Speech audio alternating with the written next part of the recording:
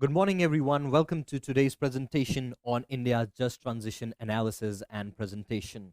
Well, we will be covering India's country energy profile, India's current energy mix, projected energy mix of 2027 and 2032, India's NDC's policies towards decarbonization and energy transition, areas of fortifying just transition, vision for India's energy transition, and also vision for India's energy justice. Now, moving towards India's energy profile, India, the Republic of India, is a country in Southeast Asia. It is the second most populated country in the world, seventh largest country by the area, and also it is the largest democracy in the world. Now, the question here arises is that how we can transition this largest democracy of the world to energy democracy.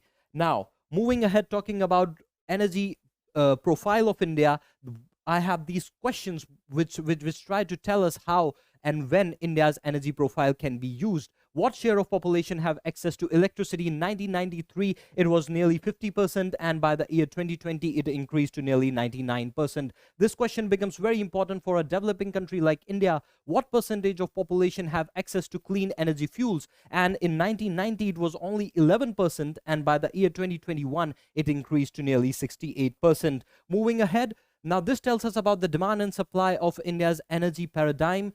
How much energy does India consume every year? In 1965, you can see very merger of 619 tetrawatt per hour, but by the year 2021, we have nearly 9,841 tetrawatt hours of energy consumed. Moving ahead towards India's current energy mix, according to the Ministry of Power, Government of India, India's total energy installed capacity is 4,07,797 megawatts, as updated on 19th of October 2022. Now, moving ahead, talking about the percentage of fossil capacity in India, which is nearly 2,36,086 megawatt, which is nearly 58% of the total installed capacity. Moving ahead to talking about the renewable sources of energy, the solar is the most important energy component of India, which is nearly installed capacity of 60,814 megawatts, which nearly contributes to 15%. Then we have hydro and other sources of energy as well. So the total non-fossil energy, renewable energy produced in India is nearly 1,71,710 megawatt, which nearly transitions to 42% of the total installed capacity. Now, talking about the solar energy, you saw how much solar energy is important for India. India is making a push towards solar revolution, and this is how the solar panels look in India. But more importantly, do you know the utilization of sun rays as a source of energy, that too as a source of renewable energy, was very first time mentioned in the ancient Indian text of Rig Veda, which was composed between 1500 to 1000 BC, and this is the line which says, Grit Samat says, Tom Agne Yubhiswata Mayu Shukshini, which basically means that the energy produced by the rays of the sun have the power to burn instantly. And this is the importance of solar energy, which was depicted in India's ancient Vedic thoughts, which has been utilized as of today in the renewable paradigm. Now, moving ahead, talking about India's projected energy mix, and according to the National Electricity Plan released in September 2022, well, we'll be covering projected energy mix of 2027, and which says that the coal-based power generation will increase in 2027, but its total percentage is expected to fall in the installed capacity to nearly 38%. Now, renewable energy by 2027 is expected to increase to add more 1,88,000 megawatt of electricity, and in which the solar will be contributing the maximum. The overall share of renewable energy generation in the installed capacity will be having more than 48.5% larger than that of coal if this situation materializes by the year 2027. Now, this is most important. India's projected energy mix of the year 2032. The share of coal-based power generation is expected to fall from 37% of 2027 to nearly 28% in 2032. The total power generation capacity will definitely increase because India's population, growing economy will increase, and the largest capacity of the renewables will be provided by solar energy.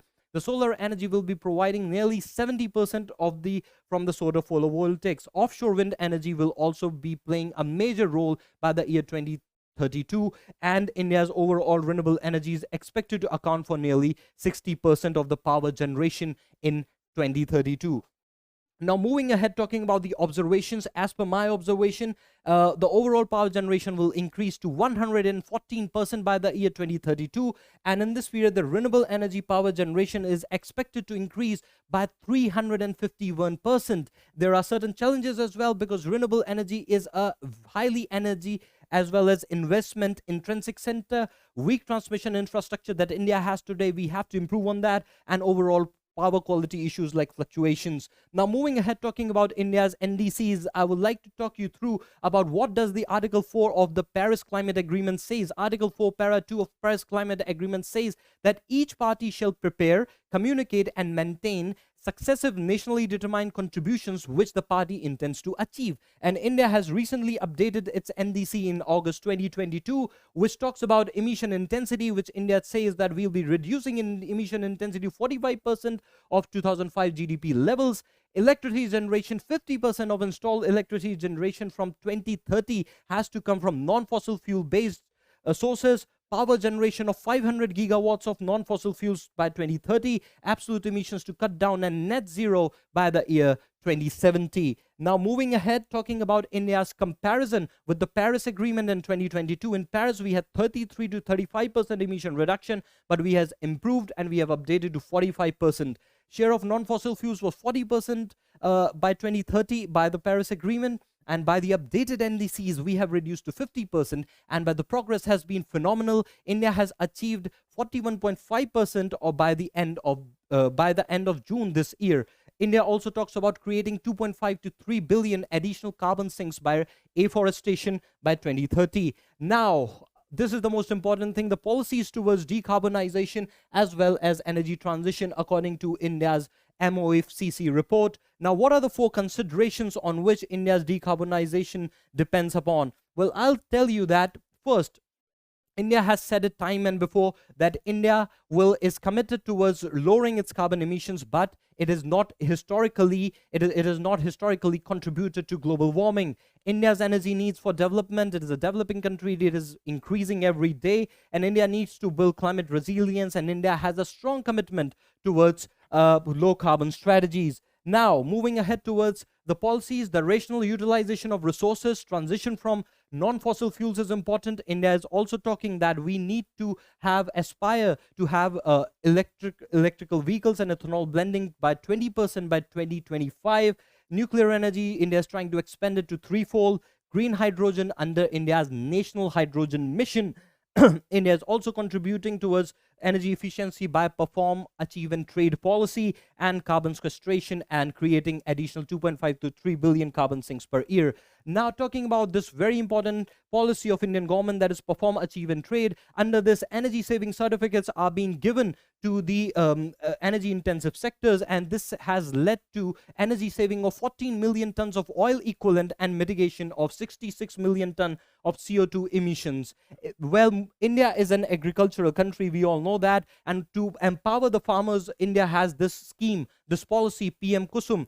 Agriculture sector contributed to 20 to 25% of the total electricity generated in India by the last year. PM Kusum, that is Pradhan Mantri Kishan Urja Suraksha Evam Utthan Mahabhiyan, aims to provide financial security, water security, and energy security to 3.5 million farmers in India by installing solar panels and agricultural solar pumps on their farm fields. We have 3 components over here, and this is also contributing towards making agriculture sector of India towards decarbonization as well as de-dieselization, curbing environmental pollution, and reducing the CO2 emissions as per the earlier diesel fuel. Now, the green energy corridor is also there, in which Indian government is trying to achieve 450 billion gigawatts target by 2030, promoting ecological development, creating the green corridors all over India by reducing carbon emissions. The other policy of India is the Ujala Yojana, Pradhan Mantri Ujala Yojana, which is basically Unnat Jyoti affordable LEDs for all. And you will be surprised to see that this has contributed to the energy savings of nearly 47 billion kilowatt hour per year, estimated greenhouse gas emission reduction of 38 million tons of CO2 annually. Now, the other policy which we have is the Street Lighting National Program, under which has contributed to nearly energy savings of 7 billion kilowatt hour per year and estimated greenhouse gas carbon dioxide reduction of 4.80 million tons. Now, talking about the elements talking about elements of equity and justice, I'll just pause for here and I'll let you hear what Indian Prime Minister Modi has to say about elements of justice and equity in India's energy systems. Friends, India's energy plan aims to ensure energy justice. That too, while fully following our global commitments for sustainable growth. This means more energy to improve the lives of Indians, but with a smaller carbon footprint. Friends, our energy sector will be growth-centric, industry-friendly, and environment-conscious. That is why India is among the most active nations in furthering renewable source of energy. You just heard what Indian Prime Minister has to say about energy justice and equity, but we shall have a distributional justice, that is the benefits and burden need to be shared, the procedural justice in which all stakeholders shall be involved in decision making, recognition based justice, understanding the different levels of vulnerabilities associated with the energy services of different people. But what stands out is cosmopolitan energy justice, because cosmopolitan energy justice claims that every individual is a unit of moral evolution and he needs equal respect and concern. Therefore, cosmopolitan energy justice stands for a moral right of every individual to have a clean accessibility towards energy, and also restorative justice, which claims that energy sector should focus on the needs of victims, the citizens, as well as the nature. But this is how we're going to achieve it. First is to identify the unrepresented people as well as the unrepresented places, enhance their socio-institutional capacities, co-develop programs and solution, having a community approach, having a bottom-up approach, and evolution, having a proper feedback, that to qualitative as well as quantitative. The more important thing is having 3 A's of energy justice and equity: affordability, accessibility, and availability of energy, and also moving towards the art of energy equity and justice. When I say the word art, A here stands for accountability, R for responsibility, and T for transparency of energy systems. This will contribute also in intergenerational as well as intragenerational energy equity and justice. Moving ahead, talking about the way forward, the areas to fortify just transition: energy mix of renewable is the need of the hour, not only focus on solar and wind but also other components of renewable energy. More work on investments, bringing the private sector into the play, having more partnerships, more collaboration, public-private partnerships. Electrical vehicles as a way forward, because in India, $100 billion of fossil fuels, crude oil, are being taken from the Gulf countries.